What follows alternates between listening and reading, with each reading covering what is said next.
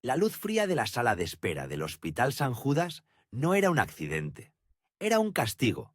Cada silla de plástico duro y cada azulejo blanco chirriante parecían diseñados para recordarte tu lugar en el orden de las cosas. Si estabas aquí, significaba que no podías pagar el lujo del respeto. Yo me llamo Elías, pero para el sistema, en ese momento, era solo un número en la lista de espera. Un anciano más. Un veterano silencioso que vestía una gabardina gastada que había conocido días mejores, quizás décadas mejores. Ese día había acudido por un chequeo que el WIA, Asuntos de Veteranos, había postergado. Nada urgente, pero sí necesario para la pierna que me había dado problemas desde Corea. Llevaba 3 horas. 3 horas de ver cómo el personal pasaba de largo, cómo priorizaban a cualquiera que pareciera remotamente presentable, o a los que levantaban la voz con suficiente autoridad. Yo no levantaba la voz. Un general no necesita gritar para ser escuchado. Un general solo necesita esperar el momento correcto. Pero la espera me consumía. No por dolor físico, sino por el dolor silencioso de la invisibilidad. A mis 78 años, después de 3 guerras, después de haber comandado flotas enteras y de haber asesorado a la Casa Blanca, era un fantasma. Finalmente, vi una oportunidad. La mesa de la enfermera de triage, una mujer joven y rubia llamada Sonia, según su gafete, se había despejado momentáneamente. Ella estaba tecleando furiosamente en su terminal, con un aire de superioridad que hacía juego con su manicura perfecta. Me acerqué a su mostrador, sosteniendo mi humilde bastón de madera. «Disculpe, señorita», dije con mi voz de mando habitual, baja pero resonante. «Soy Elías Thorne. Tengo una cita a las 10:30». Sonia no levantó la vista. Sus dedos seguían volando sobre el teclado, como si mi presencia fuera un mosquito molesto. «Tome asiento, señor. Siéntese. Lo llamaremos cuando sea su turno». Su tono era monótono, ensayado, automatizado. «Lo entiendo», insistí con paciencia militar. «Pero mi cita era hace 3 horas. Solo necesito confirmar que mis formularios de referencia del Departamento de Defensa están en orden. Son los formularios especiales para los veteranos con historial operativo». Fue entonces cuando ella paró. Lentamente levantó la barbilla. Me miró por encima del borde de sus lentes de lectura, deteniéndose justo en mi gabardina vieja y en mi bastón simple. Su mirada era un escáner, no médico, sino clasista. Era la mirada de quien evalúa el valor de un hombre basándose en la etiqueta de su ropa y en el estado de sus zapatos. Una sonrisa lenta y condescendiente se dibujó en sus labios. No era una sonrisa amable, era una risa disimulada. «Formularios especiales, señor Thorne», dijo, arrastrando mi apellido como si fuera un lamento. «Aquí no lidiamos con papeles especiales para los cuentacuentos. Este es un hospital público. Usamos el sistema estándar. Y, por su apariencia, me temo que usted está en la línea de asistencia social, como el resto de la sala». Ella hizo un gesto con la mano, abarcando a la docena de personas esperando, en su mayoría personas de color, personas humildes, personas olvidadas. Sentí un escalofrío que no tenía nada que ver con el aire acondicionado. Era la rabia fría que solo la injusticia descarada puede provocar. «Señorita», volví a hablar, manteniendo mi tono neutro, «le aseguro que mi historial en el Departamento de Defensa no califica como asistencia social. De hecho, si revisa con atención el código de referencia que le di, verá que tiene prioridad de atención. Me refiero al código Delta 7 Alfa». Sonia se inclinó hacia atrás en su silla, cruzando los brazos sobre el pecho. Justo en ese momento, una colega, otra enfermera joven llamada Brenda, se acercó a dejar unos papeles. Sonia aprovechó la audiencia. Levantó la voz lo suficiente para que la gente de las primeras filas pudiera escuchar la burla. ¿Código Delta 7 Alfa? ¡Oh, Dios mío! Brenda, ven a escuchar esto. Sonia se rió, señalándome con un movimiento exagerado de su mano con guantes de látex. Este señor cree que sigue en el campo de batalla. Es un veterano, ¿ves? Creen que por haber usado un uniforme hace 50 años, tienen derecho a saltarse la fila de la gente que sí está enferma de verdad. Brenda le lanzó una mirada rápida y antipática, evaluando mi apariencia con el mismo desprecio. Ya, Sonia, diles que esperen. No tenemos tiempo para los que vienen solo a buscar una pastilla gratis y a revivir sus días de gloria. Elias Thorne, General Thorne, comandante de la Flota del Pacífico, condecorado en 3 ocasiones con la Estrella de Plata. Un hombre que, con una sola orden, podía movilizar a miles de soldados. Un hombre que había sido el primer afroamericano en alcanzar el rango de general de 4 estrellas en su rama. Un secreto guardado para evitar la atención mediática y seguir operando en las sombras. Y allí estaba yo, parado en un hospital público, siendo ridiculizado por 2 jóvenes que no valoraban mi vida más que la de un insecto. Mi mandíbula se apretó. Podría haberles mostrado mi identificación. Podría haber llamado a mi ayudante personal, que estaba esperando discretamente en el coche, para que les hiciera ver la realidad. Pero la ira se había transformado en algo más estratégico. Había algo más grande sucediendo aquí que mi humillación personal. Era el trato sistemático a los olvidados, a los que vestían gabardinas gastadas. Vi la arrogancia en los ojos de Sonia. Ella no se estaba burlando de Elias Thorne, el hombre. Se estaba burlando de la idea de un anciano negro, de aspecto pobre, que se atrevía a exigir respeto institucional. Decidí que la justicia no sería solo para mí. Sería un mensaje para todo este sistema.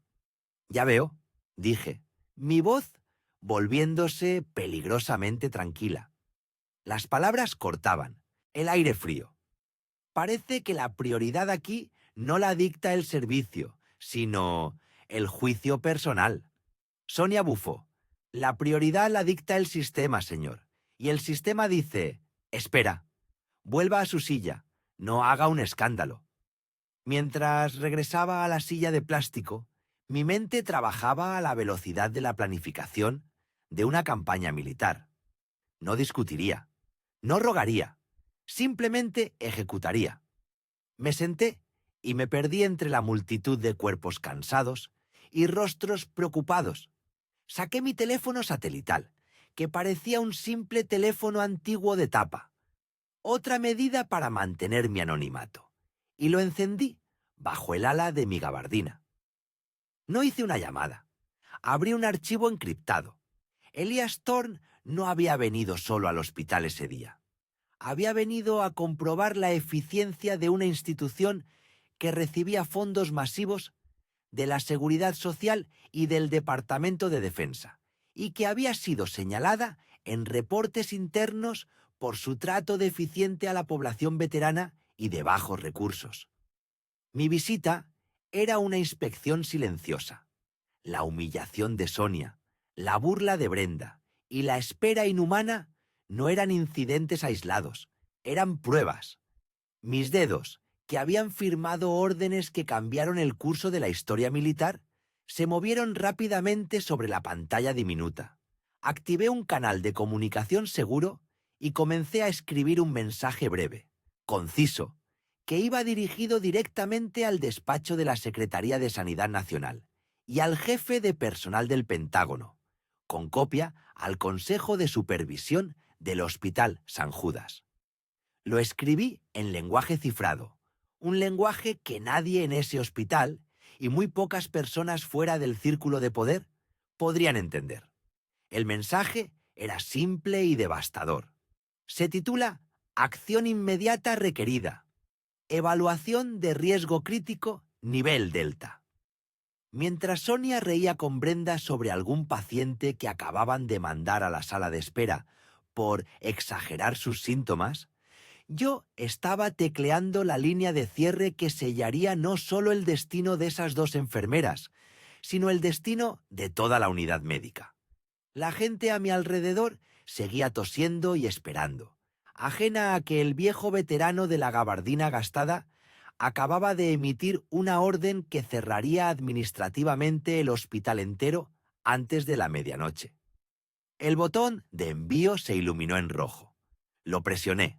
Luego miré el reloj. Tenía que esperar un poco más. No por mi cita, sino por la respuesta del general en jefe y los abogados. El sistema tenía que engranar. Necesitaba una confirmación de recepción. 10 minutos más. Me levanté de mi asiento ignorando el dolor en mi cadera. Me acerqué al bebedero, donde un guardia de seguridad joven me miró con desconfianza. Bebí un sorbo de agua metálica. Al darme la vuelta, vi que Sonia ya estaba de nuevo en su escritorio. Ahora estaba atendiendo a una mujer joven, rubia y con ropa deportiva cara. Sonia sonreía. La trataba con deferencia. La joven se saltó la fila. Elias Thorne no tuvo que ver más. Regresé a mi silla, pero esta vez, en lugar de sentarme, me quedé de pie, apoyado en el bastón, en el centro de la sala de espera. Mi teléfono vibró en mi bolsillo. El mensaje había sido recibido. La cadena de mando se había activado. Era hora de que el general Elias Thorne recordara a la enfermera Sonia exactamente quién era el hombre que estaba tratando de humillar. Elías respiró profundamente, listo para hacer la segunda y más importante llamada. Fin de la parte 1. El aire acondicionado del hospital era un castigo. Frío, químico, lleno de la desesperación que huele a cloro y promesas incumplidas. Mi rodilla, la que había soportado 2 inviernos en condiciones que harían temblar a esta enfermera, palpitaba bajo el pantalón gastado. La enfermera, cuyo nombre brillaba en su placa, Clara, había terminado su discurso. No era un grito, era peor. Era una condescendencia profesional, pulida y letal. Se había burlado de mi tarjeta de seguro del BUA. Dijo que parecía un carné de club de bolos. Se rió de la dirección que puse en el formulario. Un pequeño apartamento en un barrio obrero. Esperaba más de una héroe nacional, dijo ella, arrastrando las comillas con la voz. Pero supongo que la pensión solo da para lo básico, ¿verdad? Mi paciencia no era un truco. Era un músculo entrenado durante décadas. Un general de alto mando no pierde los nervios por la insolencia de un subordinado, ni siquiera cuando ese subordinado no conoce su rango. La clave del poder es el silencio. La clave de la dignidad es no responder a la provocación trivial. Pero el silencio no significa que la herida no duela. Cada burla, cada desprecio a mi aspecto humilde era un pequeño pinchazo de una realidad que he conocido desde que era niño. El mundo te juzga por el envoltorio, no por lo que diste. Miré mis manos, nudillos gruesos, cicatrices borrosas de metralla. Manos que habían firmado documentos, que movieron ejércitos enteros. Manos que esta mujer veía como las de un vagabundo con suerte. Clara se inclinó sobre el mostrador, con los brazos cruzados, disfrutando de la incomodidad que había sembrado. Estaba esperando una reacción, esperando el grito del hombre desesperado. No se lo iba a dar. El problema es que la gente como usted, continuó, volviendo a revisar mis papeles con un bolígrafo rojo, marcando algo con demasiada fuerza. Espera que las instituciones públicas funcionen solo por sentimiento.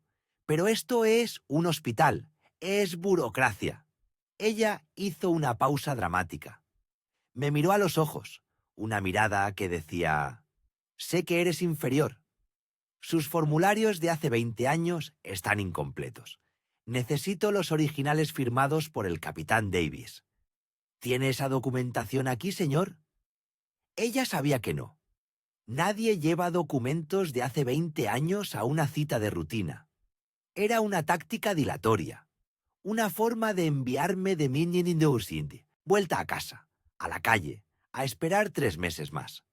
Le pregunté con voz tranquila, tan baja que tuvo que esforzarse para oírme. ¿Es absolutamente indispensable, señorita? Mi historial médico está vinculado digitalmente al sistema del BUIA. Clara suspiró, como si mi simple pregunta fuera una carga intelectual insoportable. Es absolutamente indispensable para mí. Si no lo tiene, vuelva cuando lo tenga, o intente en una clínica privada, si puede pagarla. Aquí estamos ocupados. Se giró. Había otro paciente detrás de mí, una mujer blanca, bien vestida, con una carpeta de marca. Clara la recibió con una sonrisa instantánea, un cambio de luz tan rápido que dolió. Buenos días, señora Dubois. ¿Qué puedo hacer por usted? ¿Necesita una botella de agua? El contraste era una bofetada. La deferencia, la amabilidad, el ofrecimiento de comodidades. Todo negado al veterano que vestía ropa sencilla. Me levanté despacio. Mi rodilla protestó, pero la ignoré. La rabia, contenida, se convirtió en una frialdad glacial en mi pecho. El trato no era solo negligencia, era racial, era clasista, era una presunción arraigada de que mi vida valía menos porque no me vestía como un general, porque parecía simplemente un hombre negro y viejo. Recordé las palabras de mi esposa antes de salir de casa. Mantén la calma, Marcus. Simplemente quieren que te rindas. No me iba a rendir. Nunca lo hice. Caminé hacia una esquina, lejos de la recepción, pero donde podía ver cada movimiento de Clara. Saqué mi teléfono. No era mi teléfono personal. Era un dispositivo cifrado, grueso, gris, que la mayoría de la gente confundiría con un ladrillo viejo. Nadie en ese hospital, probablemente, había visto uno igual. Lo encendí. La pantalla se iluminó con un emblema minimalista. El águila de alto mando, casi invisible. Necesitaba un número. El número que nunca usas, pero que siempre tienes memorizado. El número que conecta directamente con la Oficina de Auditoría de Sistemas de Salud Militar, OASIHM. Marqué los 11 dígitos. Mientras esperaba que la línea se conectara, observé a Clara. Ella seguía parloteando con la señora Dubois, riéndose de algo. La gente hace cosas terribles cuando cree que nadie está mirando, o peor, cuando creen que la persona que mira es impotente. El teléfono sonó una vez, 2 veces. Una voz grave y limpia contestó en el tercer tono, una voz que había sido entrenada para la respuesta inmediata y la acción sin preguntas. Comunicaciones de OAEHM. Identificación y código de seguridad, por favor. No me identifiqué como general. Eso vendría después. Código 718. Bravo. Necesito la línea directa del jefe de operaciones. Esto es una revisión de emergencia de nivel Delta 4. El silencio fue instantáneo al otro lado de la línea. Delta 4 no es un nivel de amenaza. Es un nivel de autoridad en el terreno. Un momento, señor. Conectando.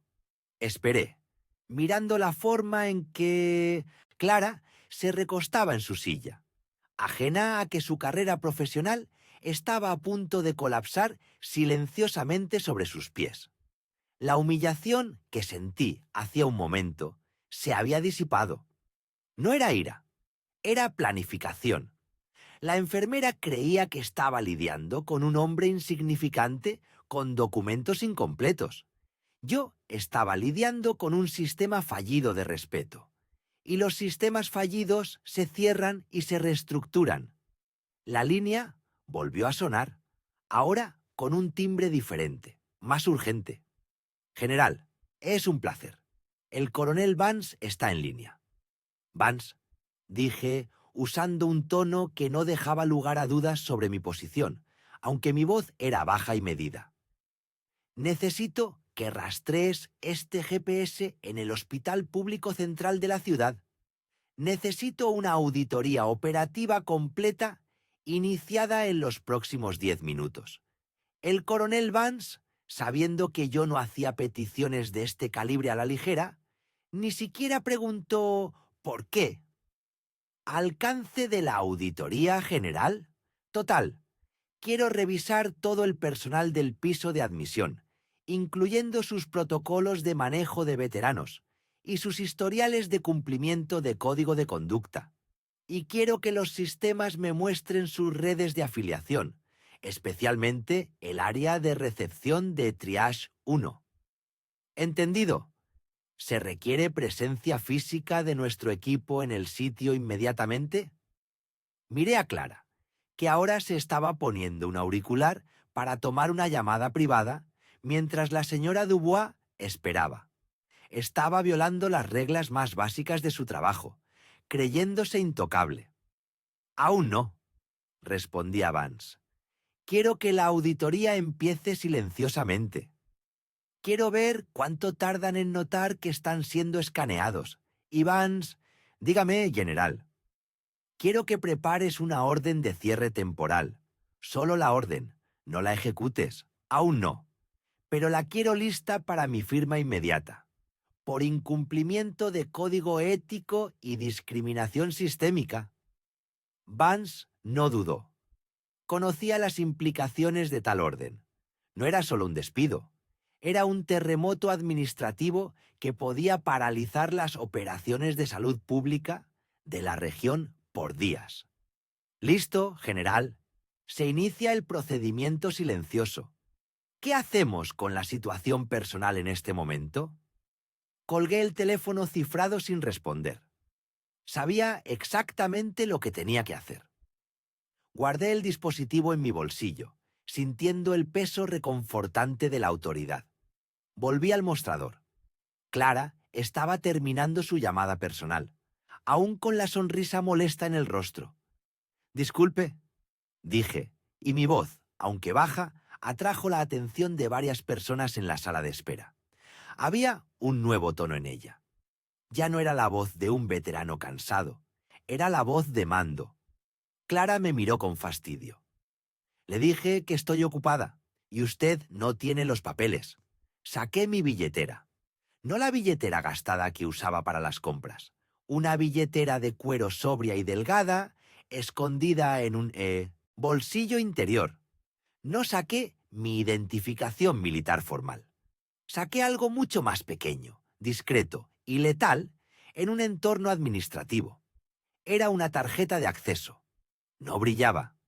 Tenía solo mi foto y un pequeño texto en la parte inferior. Coordinador de Vigilancia de Cumplimiento de Alto Nivel, y un sello rojo de Seguridad Nacional. La puse sobre el mostrador, justo encima de los papeles que ella había marcado con su bolígrafo rojo. «No necesito los documentos del capitán Davis», le dije, manteniéndole la mirada. «Pero usted sí necesita mis órdenes». Clara miró la tarjeta, primero con confusión. Luego la mueca de suficiencia se congeló en su rostro. La señora Dubois, a su lado, también se inclinó para ver qué había pasado.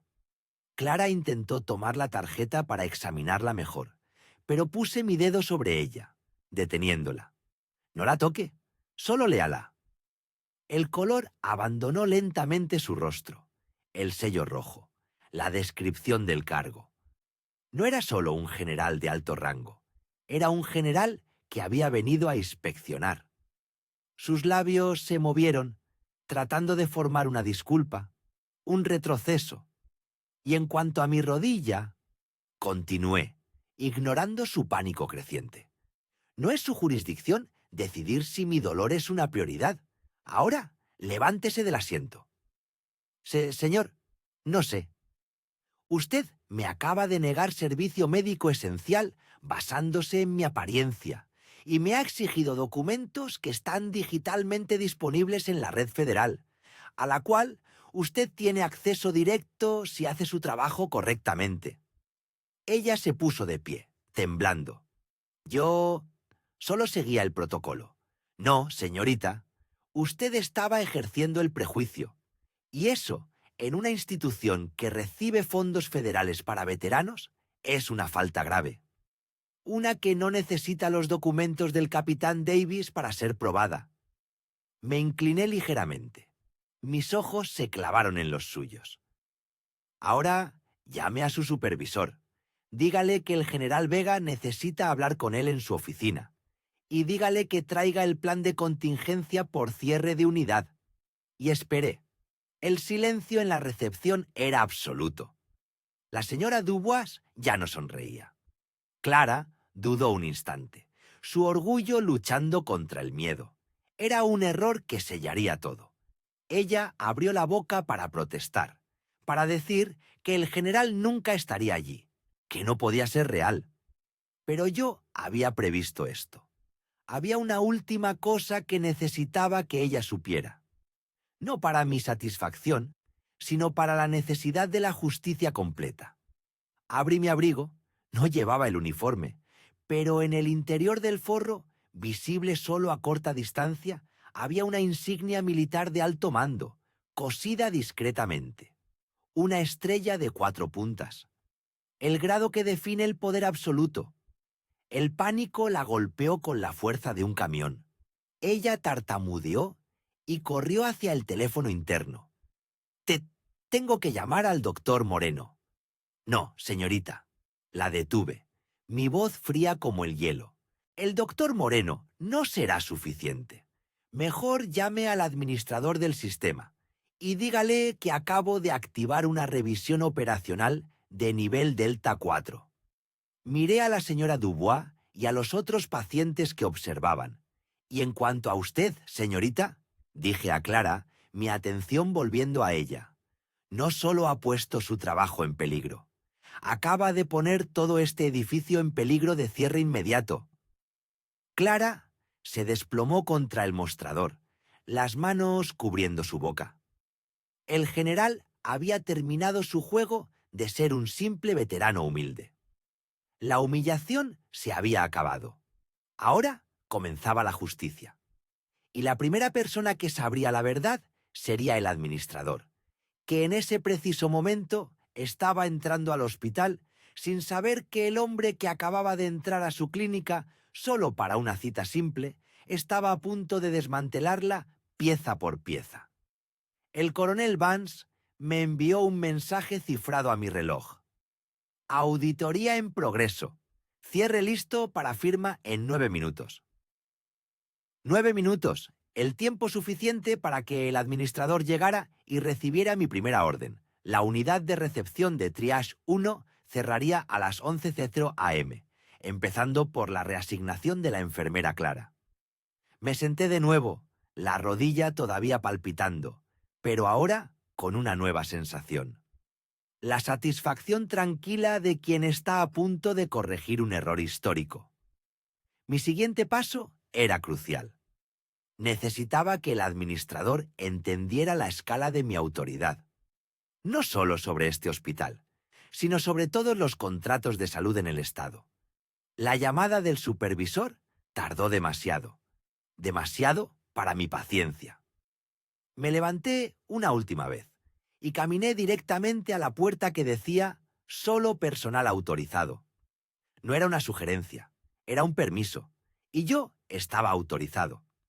Y si el supervisor no venía a mí, yo iría a él, y llevaría la orden de cierre temporal en mi mano. La voz de Bárbara, la enfermera, resonaba en mi cráneo. No era la burla de sus palabras lo que realmente dolía, sino la familiaridad de su tono. Era el sonido de la suposición, el sonido de saber quién eres antes de que abras la boca. Ella me había metido en una caja sencilla y sellado la tapa con desdén. Viejo, pobre, quejumbroso.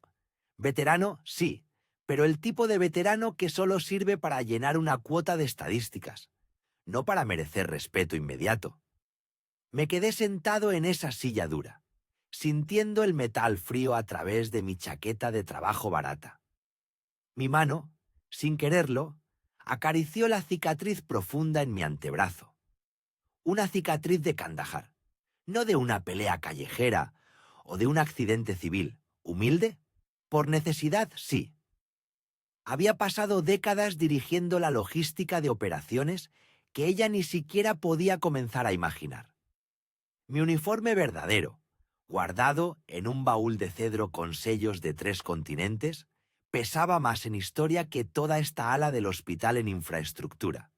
Pero para ella, yo era solo otro anciano negro con un carné de descuento y una tos molesta que le impedía revisar su móvil. El olor a desinfectante industrial y a la desesperación silenciosa de los pacientes en ese pasillo era abrumador. Cerré los ojos. Busqué la calma que aprendí a encontrar bajo el fuego enemigo en el desierto. No la encontré. Esta humillación era más rápida y más venenosa que una bala perdida. Una bala solo te mata una vez. Esto mataba mi dignidad repetidamente, en cámara lenta. Recordé la ceremonia en el césped de Arlington, el peso de la estrella plateada recién colocada en mi hombro. Mi esposa, Amelia, llorando orgullosamente en la audiencia. Ella siempre me decía en los momentos de frustración: Elijah, el poder real no es lo que tienes, sino lo que eliges no usar. Hoy, esa sabiduría se sentía como una carga insoportable. Sentí el impulso crudo de levantarme, buscar al director del hospital y desmantelar toda la unidad pieza por pieza, solo para ver el terror en el rostro de Bárbara. Pero yo era un general de 4 estrellas. Los generales no actúan por impulso, actúan por estrategia y por un sentido de obligación más profundo que la simple venganza. El problema no era solo Bárbara. El problema era la cultura que la permitía existir, la cultura que veía a un hombre de piel oscura, con ropa sencilla y asumía pereza, ignorancia o falta de recursos. La misma cultura que se beneficia de mi servicio silencioso mientras desprecia mi presencia física. Me puse de pie lentamente. El crujido de mis rodillas era la única evidencia física de los años que me había costado ganar el rango, que ella ni siquiera imaginaba que existía fuera de una película. Miré el cartel chillón que anunciaba «Atención al ciudadano y protocolos de cuidado». Una broma cruel pegada a la pared. Tenía que asegurarme de que mi respuesta fuera quirúrgica. No quería solo un despido, quería una corrección sistémica. Quería que el eco de este incidente resonara a través de cada protocolo, cada sala de espera, cada burócrata arrogante que olvidaba para quién trabajaba. Di media vuelta y caminé hacia la salida, mi figura encorvada y tranquila, como si la humillación no hubiera dejado rastro. Me alejé hasta el estacionamiento trasero, lejos del murmullo constante de la unidad de urgencias. Saqué mi teléfono. No era el modelo más nuevo. También eso era parte de mi disfraz intencional. Marqué un número que hacía años que no utilizaba. Un número privado que saltaba líneas y secretarias. Un número que conectaba directamente con la Oficina de Asuntos Civiles y las auditorías de fondos federales en instituciones sanitarias. La voz al otro lado era profunda, formal y reconocible al instante. Un coronel, sin duda. General Sterling. La simple mención de mi nombre y rango al otro lado de la línea, después de ser llamado ese viejo fastidioso por una joven de 20 y tantos, fue un bálsamo silencioso. Coronel, necesito que inicie una auditoría exhaustiva y urgente de las operaciones en la Unidad B del Hospital Público Metropolitano, enfocándose prioritariamente en el cumplimiento de la Ley de Asistencia a Veteranos y protocolos de trato justo al paciente. Hubo un silencio respetuoso, casi de saludo militar. ¿Alguna prioridad específica en el calendario general? Respiré hondo. Desde el estacionamiento podía ver la ventana de la estación de enfermeras. Vi a Bárbara desde lejos, riendo con otra colega. Mientras ignoraba el zumbido de un botón de llamada de emergencia, en algún lugar fuera de su vista. Sí, la auditoría comienza mañana por la mañana, a primera hora. Quiero que el informe detallado se presente directamente ante mí. Hice una pausa estratégica. Y coronel, asegúrese de que nadie, absolutamente nadie en esa unidad, sepa que la orden viene de este despacho. Quiero que crean que es una revisión rutinaria y aleatoria del sistema, que se sientan seguros en su arrogancia. Mi objetivo era simple, la verdad. Quiero ver qué tan podrido está el sistema antes de que me vean arrancarlo de raíz. La venganza es fugaz y dulce, pero la justicia es eterna. Y yo iba a entregar la justicia con la precisión y el impacto de un ataque aéreo, sin dejar rastro de mi autoría hasta el momento final de la revelación. La enfermera se había reído de mí. Yo iba a sonreír. Ahora solo tenía que esperar a que mis hombres hicieran su trabajo, mientras yo volvía a ser, ante los ojos del mundo, solo un anciano negro con un aspecto humilde y una tos molesta. El general se había ido. El veterano seguía en el juego. La humillación no me quemó. Se instaló. Era una brasa lenta, profunda, que solo se siente cuando has pasado décadas lidiando con el peso invisible de los prejuicios. Ella, la enfermera, se encogió de hombros y volvió a su pantalla. Su postura decía: «Tú no importas, eres solo un número sucio en mi fila de la mañana». No era solo el desdén por el veterano con chaqueta vieja. Era el desdén por lo que ella asumía que yo representaba. Un hombre negro, mayor, en un hospital público, sin recursos para protestar. Mis años en el servicio me enseñaron que la disciplina más difícil es la inacción, la paciencia.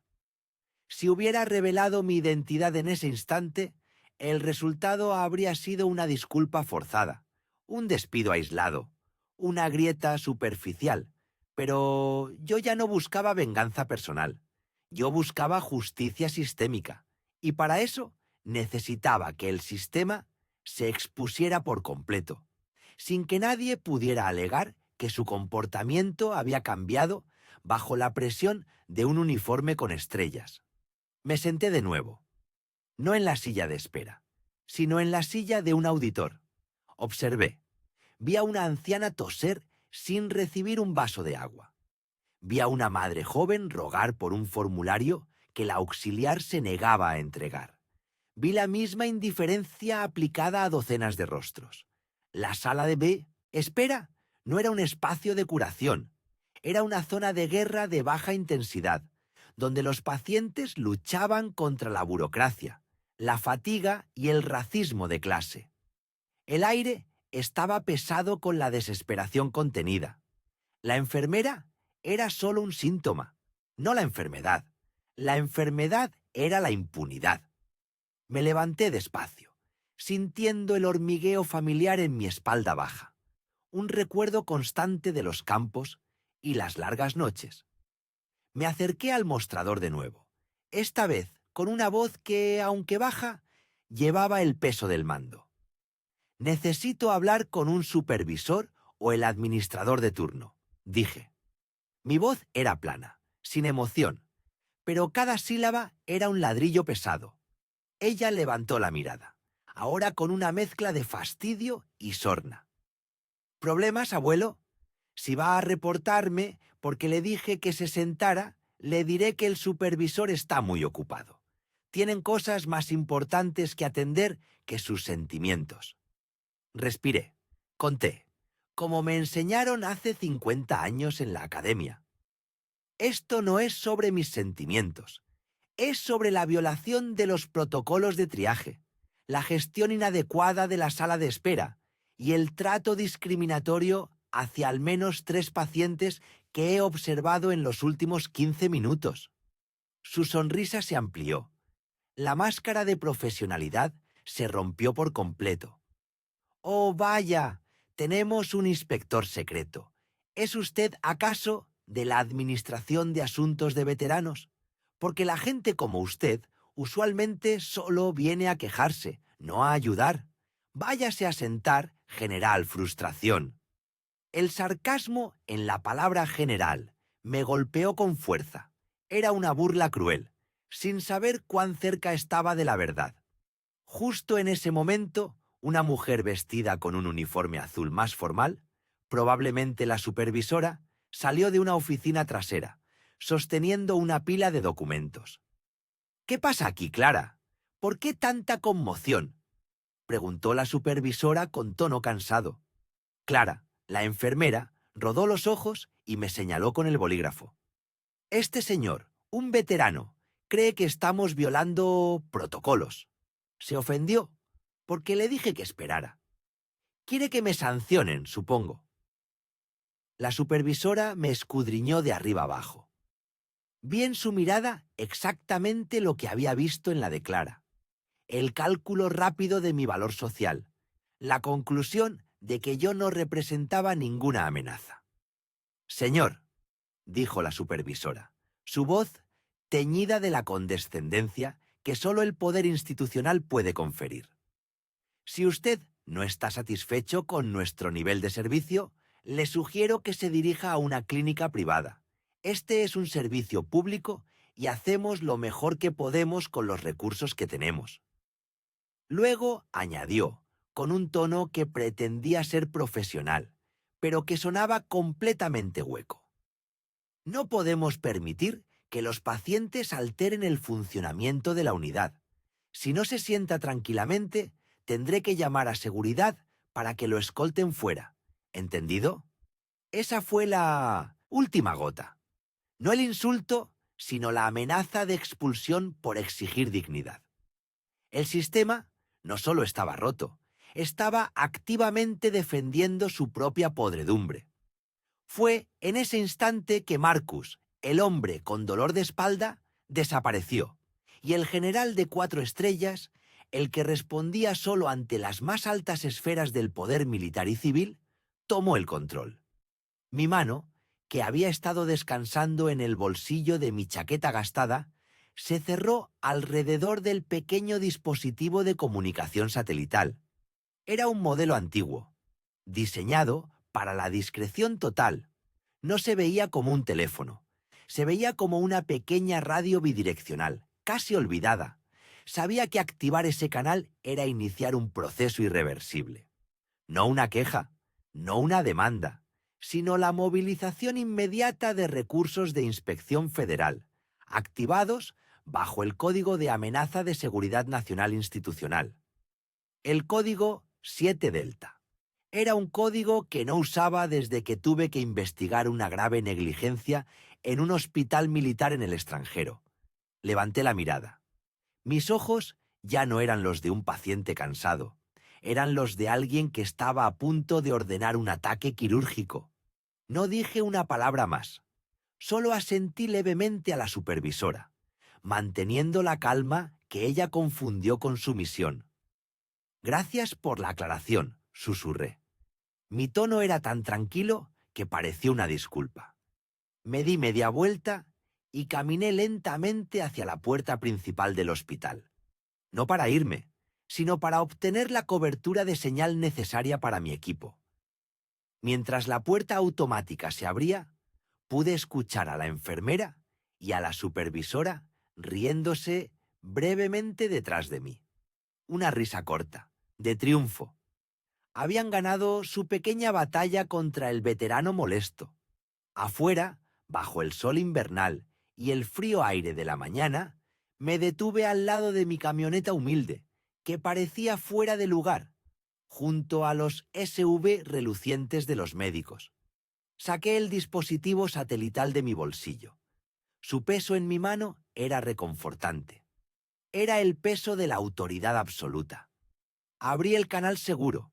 Me tomó 30 segundos establecer la conexión directa y encriptada con la oficina de la Secretaría de Defensa, la cual tenía jurisdicción sobre la supervisión de la calidad de vida de los veteranos de alto rango. No necesitaba hablar con un humano aún. La primera acción debía ser automatizada, inmediata e innegable. Ingresé la ubicación GPS exacta del edificio y el código de emergencia. El mensaje que estaba enviando en ese preciso momento no pedía ayuda. Ordenaba una intervención. El mensaje cifrado se leía: código 7 Delta. Falla institucional masiva. Amenaza de salud pública activa por negligencia sistémica y discriminación. Iniciar despliegue completo de inspección y congelamiento operativo inmediato de la unidad. Presioné. Enviar. El dispositivo parpadeó, confirmando la transmisión. En menos de 3 minutos, un Daliniabrin, equipo de respuesta de alto nivel, que incluía inspectores federales, abogados de la Fiscalía y personal médico de la más alta élite, estaría en movimiento. La enfermera Clara y su supervisora aún estaban riéndose del abuelo frustrado en el mostrador. No sabían que acababan de condenar su unidad a la clausura temporal, ni que las consecuencias de esa risa se extenderían mucho más allá de su turno. Me recosté contra mi camioneta, esperando el primer indicio visual del convoy que se acercaba. La justicia tarda, pensé, pero cuando llega con rango militar, lo hace con una eficacia aterradora. Mi dolor de espalda había desaparecido. Ahora solo sentía el frío acero de la resolución y la espera silenciosa. Me preguntaba cuánto tiempo tardaría la primera patrulla en sellar la puerta de entrada, interrumpiendo abruptamente el alegre cotilleo de Clara. Solo me faltaba un detalle para completar la maniobra, un paso que aseguraría que ni ella ni la supervisora pudieran evadir su responsabilidad. Algo que las forzaría a ver la magnitud de lo que acababan de desafiar, y yo me aseguraría de estar allí para presenciarlo. Decidí entrar de nuevo, pero esta vez no como el veterano. Mis ojos se mantuvieron fijos en el reloj de la pared. Tic-tac. Cada segundo era un recordatorio de la espera, de la humillación fresca. No era la primera vez que me juzgaban por mi apariencia. Pero después de 40 años de servicio, después de haber ascendido a posiciones donde la apariencia era lo último que importaba, la insolencia de esa joven enfermera me quemaba más que cualquier herida de combate. Pensé en mi uniforme, colgado impecable en un armario seguro a kilómetros de distancia. Pensé en el peso de las estrellas, en la responsabilidad que cargaba sobre mis hombros. Ese uniforme, esa chapa, no eran solo símbolos de rango, eran la prueba de que el respeto se gana con esfuerzo, no se mendiga, ni se quita por prejuicio. Y sin embargo, aquí estaba yo, Elias Maxwell, general de división de alto mando, reducido a un viejo descuidado que estorbaba en el pasillo de un hospital público. El sistema es lento. La burocracia, incluso la que yo mismo había ayudado a moldear, tardaba en moverse. Yo había hecho la llamada de auxilio más silenciosa y potente que el país podía escuchar, pero la onda de choque tardaría unos minutos en alcanzar esta planta. La enfermera, Laura, seguía en su puesto. Reía con sus colegas, haciendo gestos hacia mi esquina. Sentía su desprecio como un calor febril. Ella no sabía que estaba bailando sobre un campo minado. La sala de espera era un microcosmos de la sociedad. Gente sufriendo, gente ignorada y gente, como Laura, que disfrutaba el pequeño poder que les daba su uniforme blanco. Yo no buscaba venganza personal contra ella. Yo buscaba una lección institucional, un recordatorio de que la dignidad de un ciudadano, especialmente la de un veterano que ha dedicado su vida al servicio, no es negociable, independientemente de su color o de la ropa que vista. Recordé una conversación que tuve hace años con mi esposa, antes de que ella falleciera. Había regresado a casa de una misión y me quejé de un guardia de seguridad que me había tratado mal en el aeropuerto. «Llevas el mundo en tus hombros, Elías», me dijo ella, «pero para ellos Solo eres otro hombre negro al que le falta humildad. Tu poder es invisible hasta que lo ejerces. Tenía razón. Hoy ejercería ese poder, no por vanidad, sino por la injusticia histórica que Laura representaba sin siquiera saberlo. Minutos después, la atmósfera comenzó a cambiar. Un hombre alto, con un traje de cirujano ligeramente arrugado y una placa que lo identificaba como el director de operaciones del piso, se acercó a mí. Su nombre era Doctor Navarro. No se dirigió a mí con la brusquedad con que Laura lo había hecho, sino con una cautelosa profesionalidad. «Señor, disculpe, señor», dijo, ajustándose las gafas. Había recibido una comunicación interna, un correo críptico que había descendido desde la administración central, saltándose varios niveles jerárquicos. «Entiendo que ha habido un malentendido», continuó Navarro. Su voz era plana, pero sus ojos estaban llenos de preguntas sin formular. Sabía que algo estaba terriblemente mal, pero aún no entendía el qué. Lo miré con la calma que solo años de entrenamiento militar pueden otorgar. Yo podía haberle revelado todo en ese instante. Podría haber mostrado la pequeña tarjeta de identificación de titanio que llevaba oculta en mi billetera, pero decidí seguir el juego. La lección debía ser completa. «No ha sido un malentendido, doctor Navarro», respondí. Mi voz era baja y firme, y él tuvo que inclinarse ligeramente para escucharla.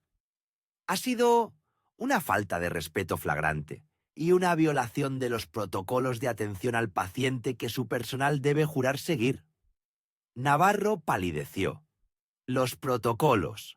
La palabra protocolaria sonó oficial, demasiado formal para un simple paciente humilde. «Lo lamento profundamente si la señorita... si alguien lo ofendió. Ella será amonestada». «La amonestación no será suficiente, doctor», interrumpí sin alterarme. «La raíz del problema no es una sola enfermera. Es el ambiente que tolera la presunción y la discriminación dentro de este muro». Él no entendía. Seguía pensando en una queja menor. «De un paciente difícil. Le aseguro que la trataremos, sí, señor. Dígame cuál es su dolencia. Podemos acelerar el proceso». Negué con la cabeza. «Mi dolencia no es lo que me mantiene aquí, doctor. Lo que me mantiene aquí es la espera de una persona. Una persona que tiene autoridad sobre esta unidad». Navarro frunció el ceño. «¿Una persona? ¿Un familiar? Si tiene un poder notarial, puede hablar con... No es un familiar». Lo corté de nuevo. Me incliné hacia él asegurándome de que solo él pudiera escuchar la siguiente frase, pero que el peso de mi identidad rozara la superficie, creando la primera grieta en su confianza. «Estoy esperando al subsecretario de Salud Pública, doctor. Él está viniendo personalmente, por mi solicitud, a investigar la calidad de su servicio hoy». El doctor Navarro se enderezó como si le hubieran aplicado una descarga eléctrica. Sus ojos se abrieron desmesuradamente. «El subsecretario de Salud Pública». Esa no era una queja, era una auditoría de emergencia, una alarma roja. «Pero, ¿quién es usted? ¿Cómo...?» Tartamudeó. Navarro intentó componerse. Un subsecretario no venía a investigar a un paciente cualquiera. ¿Quién era yo, realmente? ¿Un político? ¿Un investigador encubierto? Antes de que pudiera formular otra pregunta, un segundo hombre se acercó, esta vez mucho más elegante, con un rostro conocido en los círculos del poder militar. Vestía un traje civil, pero llevaba el pin de las Fuerzas Armadas discretamente en su solapa. Era mi ayudante de campo, Mayor Benson. Benson no se dirigió a mí directamente. Se dirigió al doctor Navarro con una voz que no admitía réplica. «Doctor Navarro, soy el Mayor Benson. Necesito que despeje inmediatamente esta ala del hospital. La unidad de cuidados internos está ahora bajo el protocolo de Inspección Federal Nivel 5. Navarro estaba petrificado. Los pacientes y visitantes comenzaron a mirarnos. El color había huido de la cara de la enfermera Laura al otro lado del pasillo. El nivel 5. Eso significaba que la situación estaba bajo la jurisdicción directa de una agencia federal de muy alto nivel, con capacidad para cerrar o paralizar las operaciones inmediatamente. El mayor Benson se giró hacia mí, el hombre de aspecto humilde sentado en la silla de plástico, y su reverencia fue tan sutil como obvia. «General», dijo Benson, su voz apenas un murmullo de respeto absoluto. «Los documentos han sido preparados. Esperaremos la llegada del personal del Cuerpo de Abogados Militares, en el área designada». Navarro no escuchó el resto de la frase. Solo escuchó una palabra. Una palabra que lo despojó de toda su autoridad en ese momento y lugar, general. Y luego Benson me entregó discretamente una carpeta de documentos sellados.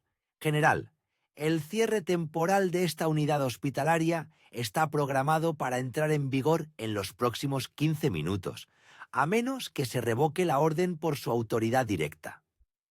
El juego había terminado para ellos. Pero para mí, Elias Maxwell solo estaba comenzando. Me levanté lentamente, sintiendo el peso de la carpeta en mis manos. La enfermera Laura me observaba desde lejos, sus ojos ahora dos círculos de terror puro. Ella aún no entendía la magnitud, pero sentía el temblor de la tierra bajo sus pies.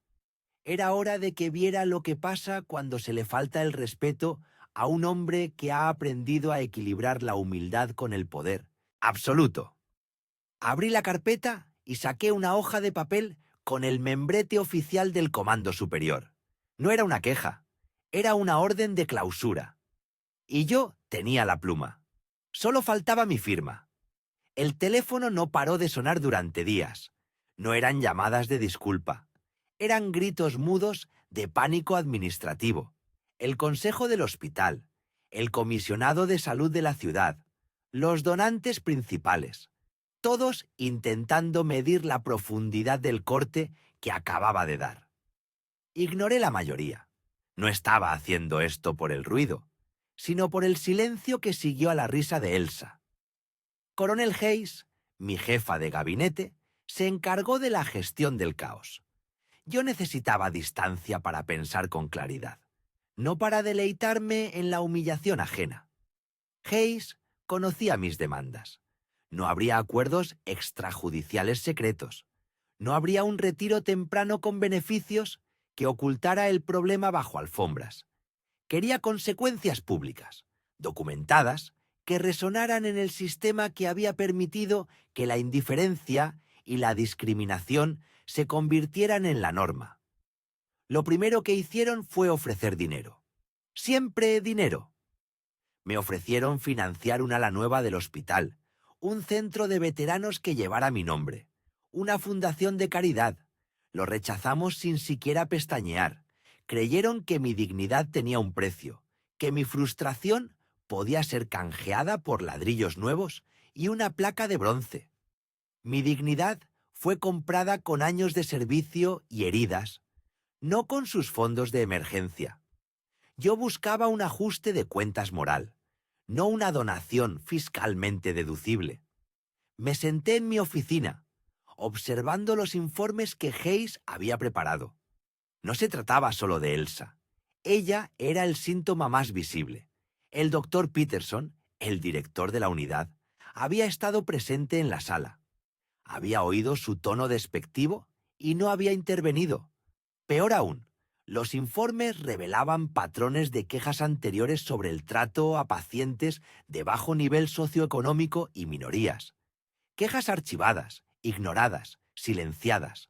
La unidad de la sala B no era un accidente, era una cultura. Hayes entró con el semblante serio.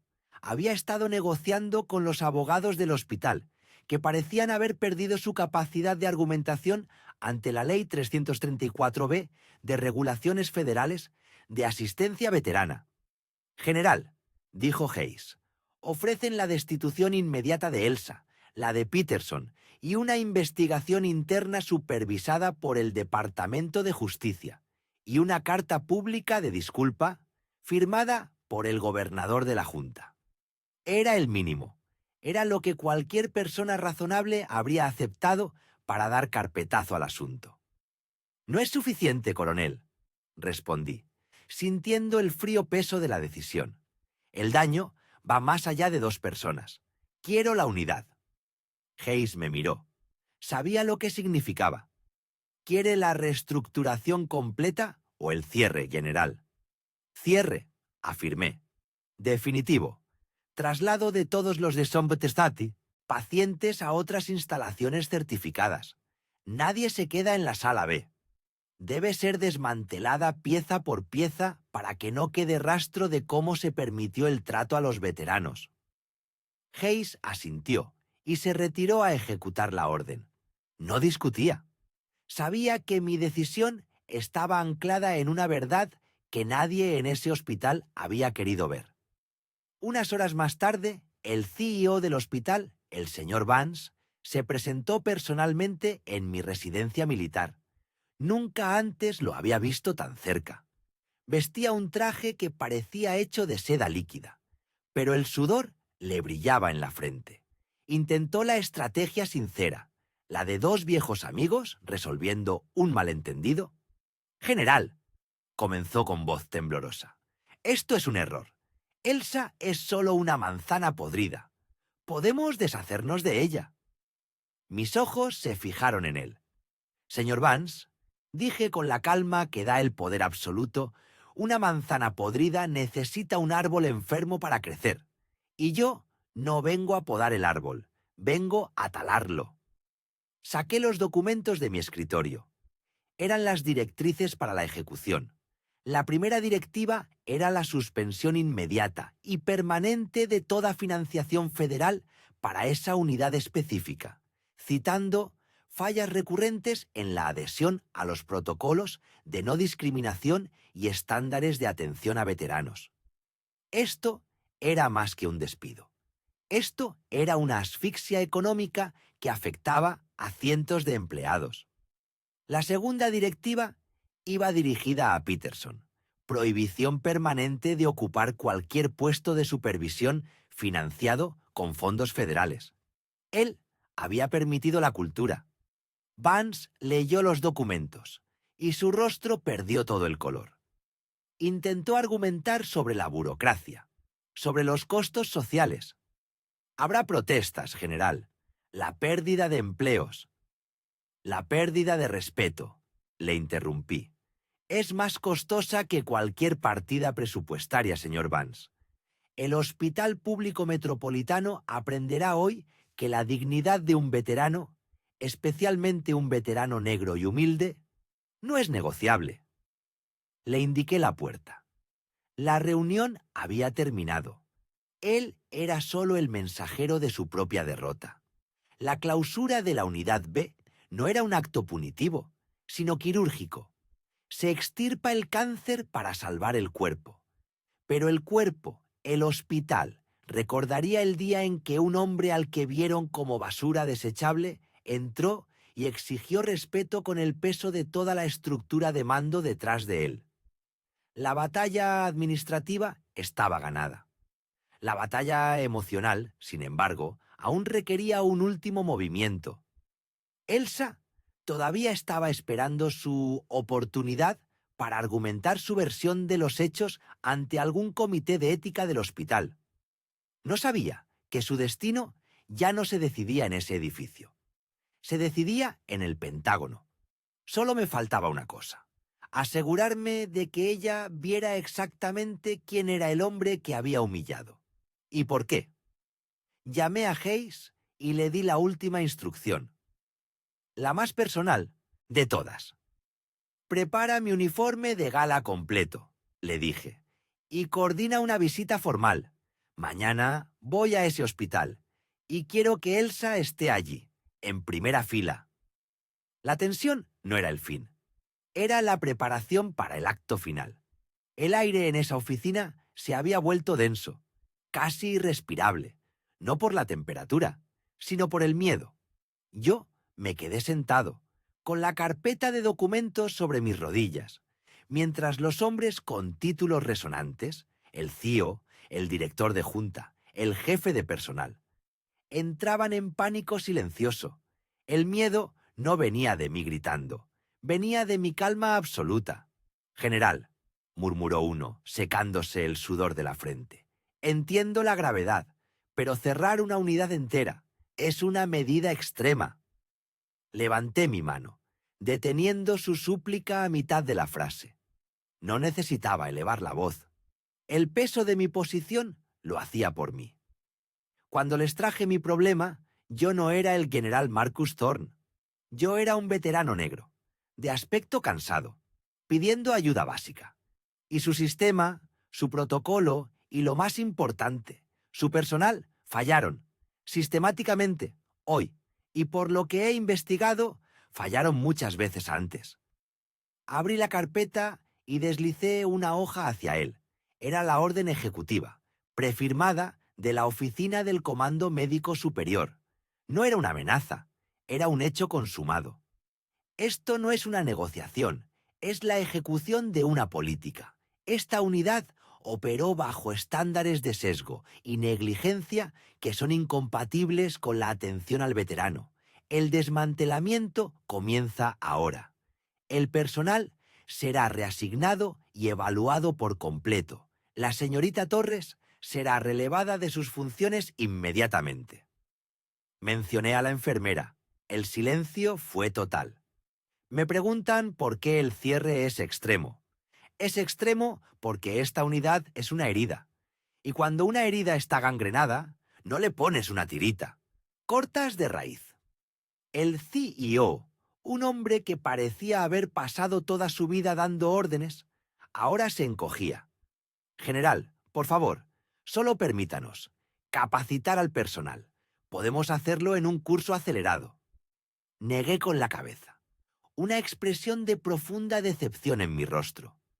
Señor, el problema aquí no es la capacitación en primeros auxilios, es la capacitación en humanidad, es la capacitación en no juzgar el dolor ni la dignidad de un hombre por la ropa que lleva ni por el color de su piel. Esa capacitación se aprende en casa, en la vida. Si no la traen a su trabajo, no hay un seminario de 2 horas que pueda dársela. Pedí un último favor a los ejecutivos que ahora temblaban. Les pedí que trajeran a la enfermera Torres de vuelta a la oficina. Ellos dudaron. Sugirieron que sería más fácil manejarlo a través de recursos humanos. Yo insistí. Necesitaba verla. Ella necesitaba verme. 10 minutos más tarde, Elena Torres entró escoltada por 2 guardias que no entendían del todo la magnitud de lo que estaba sucediendo, solo que era grave. Ella ya no llevaba su uniforme prístino. Se había puesto un abrigo. Su rostro estaba lavado de maquillaje y sus ojos hinchados por las lágrimas. La arrogancia, la burla, la fatiga desinteresada que había visto en sus ojos hacía apenas unas horas se había evaporado. Solo quedaba terror. Ella me vio sentado en la cabecera de la mesa de caoba, custodiado por 3 hombres poderosos convertidos en estatuas de yeso. Ella vio la insignia en mi chaqueta. Ella vio la mirada fría y evaluadora de un hombre que ha sido traicionado por el sistema que juró proteger. Ella intentó hablar, pero solo salió un quejido. General Thorne, lo lamento tanto. Yo no sabía quién era usted. Ahí estaba la clave, la revelación que encapsulaba el error de todo. Ella no se lamentaba de su falta de profesionalismo, se lamentaba de su error de cálculo sobre mi valor. Me levanté despacio. Ella se encogió. Siéntese, señorita Torres, le dije, señalando la silla frente a mí. Mi voz era suave, casi un susurro. La clase de voz que usas cuando entierras a un compañero. Ella se sentó, con la cabeza gacha, evitando mi mirada. Permítame corregirla, señorita Torres. Usted no cometió un error al no saber quién era yo. Yo soy solo un hombre. Usted cometió un error al creer que su deber, su juramento, su decencia básica, dependía de mi rango. Me incliné hacia adelante. Cuando un hombre, sea quien sea, venga a su unidad pidiendo ayuda, usted tiene una única responsabilidad: atenderlo con dignidad. Su sueldo no lo pago yo, sino el servicio que esa gente prestó a este país, sin importar sus medallas o la falta de ellas. Le di unos segundos para que mi mensaje se asentara. Los ejecutivos observaban la escena como si fuera una lección pública de moralidad que debían memorizar. Usted vio mis zapatos gastados, mi chaqueta vieja. Usted asumió que yo era uno de esos, que solo venía a robar recursos, que yo era una molestia menor, un hombre sin voz ni poder, y actuó en consecuencia. Respiré profundamente. El peso de tener que ser el castigador, el juez y el fiscal era abrumador. Yo no quería esta lucha. Yo solo quería una pastilla para mi dolor de espalda. Ahora le pregunto, si yo hubiera sido un hombre blanco, adinerado, con un traje de $5.000, ¿hubiera permitido que mi hija se desmayara en la sala de espera? ¿Se hubiera burlado de mi acento? ¿Habría puesto en duda mi dolor? Ella no respondió. No podía. Solo lloró, cubriéndose el rostro con las manos. Lo que me duele, señorita Torres, continué, sin sentir ni una pizca de placer en su miseria, no es que me faltó el respeto, es que usted representa un sistema que está matando a mis camaradas.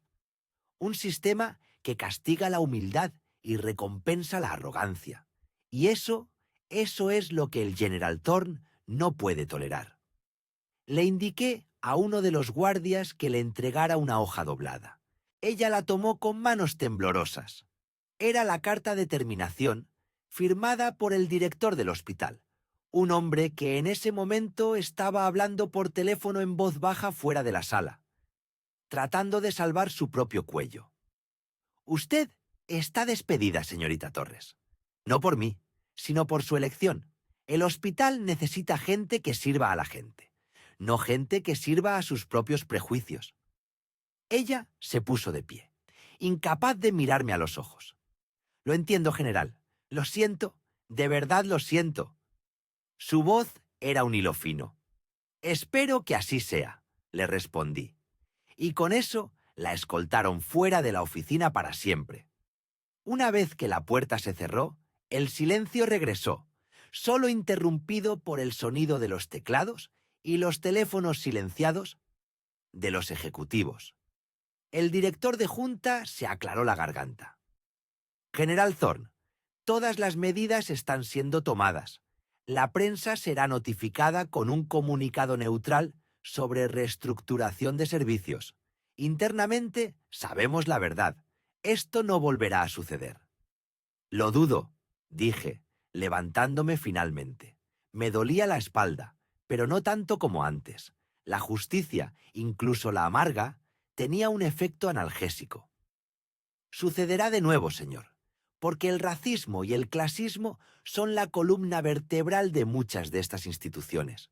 Lo que sí espero es que el miedo a mi insignia sea suficiente para que piensen dos veces antes de discriminar al próximo veterano de aspecto humilde. Caminé hacia la puerta. Mi trabajo allí estaba casi terminado, pero la guerra de la dignidad, nunca termina.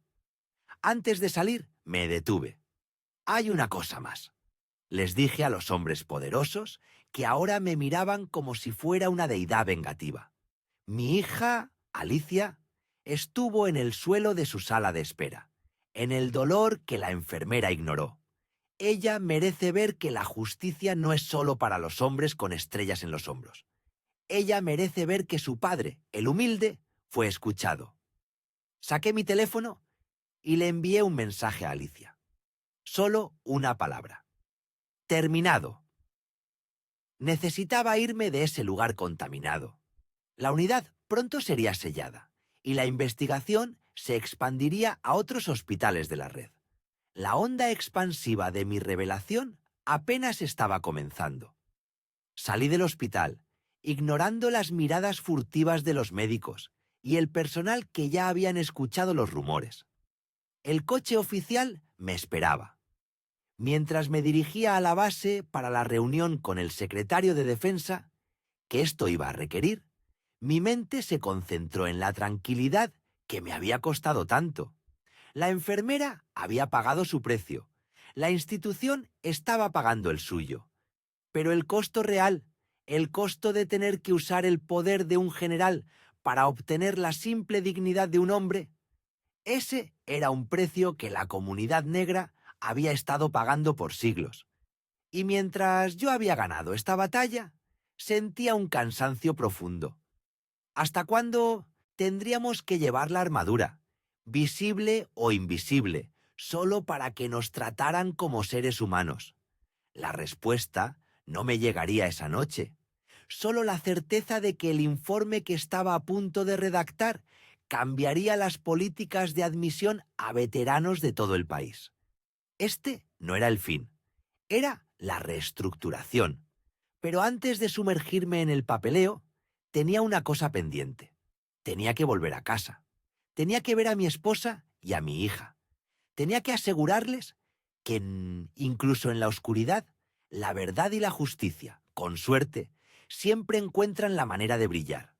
El camino a casa sería largo, pero mi conciencia estaba en paz. O casi. Todavía quedaba un último cabo por atar antes de poder cerrar este capítulo para siempre. Un encuentro final con alguien más arriba que todavía no había entendido el verdadero significado de mi sacrificio.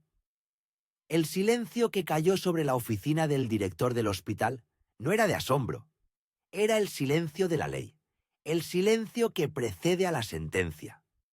Mis credenciales de general brillaban sobre la caoba pulida del escritorio, eclipsando todo diploma o reconocimiento que él pudiera tener. El director, con el rostro blanco como el papel de las recetas, tragó saliva. Carla, la enfermera, ya no lloraba. Estaba inmóvil, mirando la insignia como si fuera el sol que la había cegado. Yo sabía que en ese instante no solo veía a un general, veía el fracaso de su prejuicio. Veía que la humildad del uniforme desgastado que yo llevaba no había sido pobreza, sino elección. «Director», dije, y mi voz era plana, sin ira, que es lo que más asusta al poder. «No estoy aquí para discutir el buen trato o la ética profesional. Estoy aquí porque me negaron el derecho más básico, la dignidad». Puse mi mano sobre la insignia. Ustedes asumieron que yo era prescindible. Asumieron que un veterano negro, con un abrigo viejo, era invisible. Ese es el cáncer de este sistema. Y el cáncer requiere cirugía radical. El director, cuyo nombre era Thomas, intentó articular algo sobre recursos y sobrecarga de personal. Intentó diluir la responsabilidad en la institución. Lo interrumpí con un solo movimiento de mi mano. Un gesto que detiene ejércitos. El problema no es de recursos, Thomas. El problema es que permitieron la toxicidad. El problema es que la señorita Carla y sus colegas se sintieron con el derecho de humillar a un ciudadano que ha dedicado su vida a proteger sus libertades. Mi mirada se clavó en Carla. Estaba temblando incontrolablemente.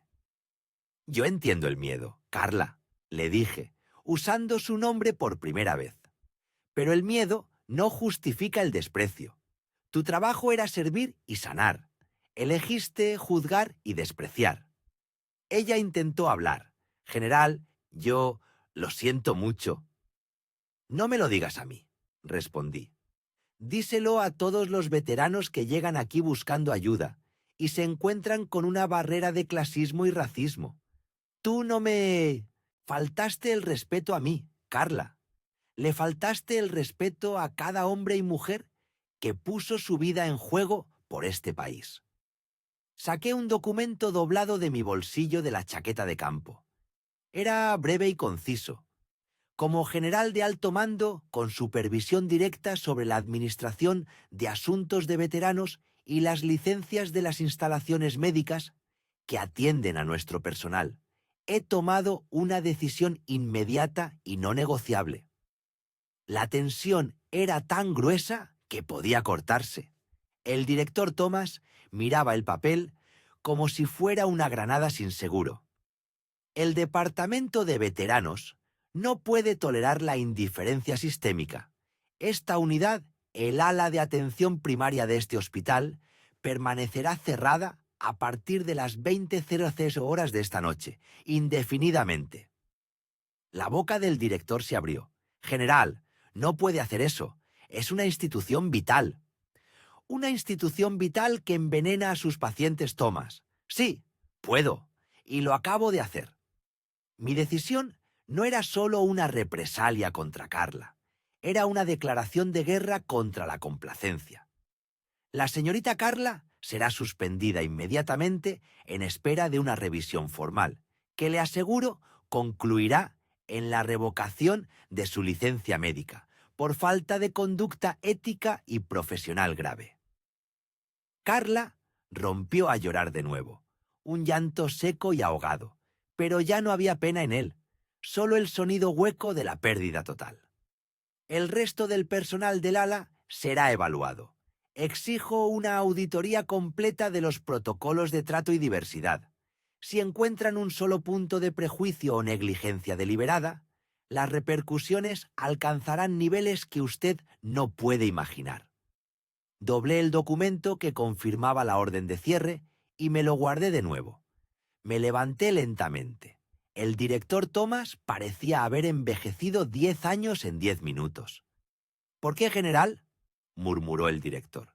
Si usted es tan poderoso, ¿por qué no reveló quién era al principio? ¿Por qué se expuso a esto? Lo miré con la calma que solo da la experiencia de haber visto lo peor de la humanidad. Porque no debería tener que usar 4 estrellas para ser tratado como un ser humano, Thomas. Esa fue la esencia de todo el asunto. Yo, el general Marcus, que había comandado bases y dirigido estrategias globales, tuve que descender al nivel de la humillación para demostrarles a ellos que su desprecio era peligroso. Nadie debería tener que portar un título, un traje caro o una insignia para merecer una simple dosis de respeto y empatía. Di media vuelta para salir de la oficina. Antes de cruzar el umbral, me detuve y hablé, sin mirar atrás, sabiendo que mis palabras resonarían en ese espacio por años. Esto no es un castigo, Thomas. Es una lección de servicio y una lección de historia. Salí de la zona administrativa y regresé al pasillo principal. El mismo pasillo donde Carla se había reído de mis botas viejas. El personal que quedaba en el ala de enfermería me observaba con ojos de terror y comprensión tardía. Sabían que el rumor se extendería como la pólvora. El vagabundo era el general que acababa de cerrar su unidad. Caminé lentamente hacia la salida del hospital. No había triunfo en mi pecho, solo cansancio. El cansancio de una batalla innecesaria ganada. Me puse la gorra de veterano y ajusté el cuello de mi abrigo, sintiendo el peso de las 4 estrellas bajo la tela. Eran el peso de la responsabilidad, no el peso del privilegio. La verdadera justicia no es hacer que el otro sufra. Es obligar al sistema a ser mejor. Es crear un precedente para que el próximo veterano, la próxima persona humilde, no tenga que enfrentarse a la misma burla. Afuera hacía frío. El aire limpio de la noche era un respiro después del ambiente viciado de esa ala hospitalaria. La vida continuaría, por supuesto. El hospital encontraría la manera de reabrir, bajo estricta supervisión. Carla enfrentaría las consecuencias de sus decisiones. Pero por primera vez en mucho tiempo sentí que la misión estaba completa. Había usado mi poder no para mi beneficio personal, sino para el beneficio de la dignidad de mi comunidad. Me detuve en el estacionamiento, buscando mi viejo camión, y mientras me alejaba del hospital, con las luces brillando en la distancia, supe que esta historia sería contada. No para glorificar mi cargo, sino para recordarles a todos: nunca subestimes el corazón de un hombre humilde. Nunca sabes qué tipo de general puede estar debajo de la superficie, y nunca sabes el tipo de poder que se puede desatar cuando la dignidad es pisoteada. El camino era largo, y me esperaba una nueva batalla: asegurarme de que la auditoría no fuera un mero trámite administrativo. La verdadera lucha por la igualdad era constante, incluso para un general de 4 estrellas. La noche recién comenzaba a ceder ante la promesa del amanecer, y yo tenía mucho trabajo pendiente para el día de mañana.